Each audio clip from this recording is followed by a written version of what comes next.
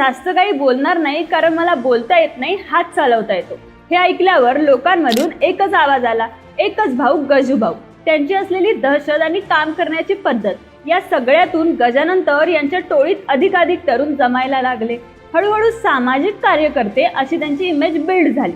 मग आता सामाजिक कार्यकर्ते गजानन भाऊ तर आपल्या पैशातून आपल्या मित्रांचे वाढदिवस साजरे करायला लागले।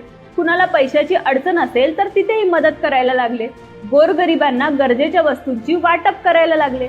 अडचणीच्या काळात गरजवंतांच्या उपयोगी यायला लागले। आपल्या भाऊजींच्या जमिनीवरचा ताबा त्यांनी हटवला। त्यानंतर बांधावरचे वाद, जमिनीवरचे वाद घेऊन लोक त्यांच्याकडे यायला लागले। छोटेखानी गुन्हेगार गजानन तर यांच्याकडून आर्थिक आणि कायदेशीर मदतही घ्यायला लागले।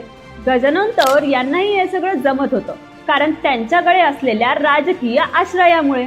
तर काही जाणकार सांगतात गजानन तर हे मागील काही वर्षापासून राजकारण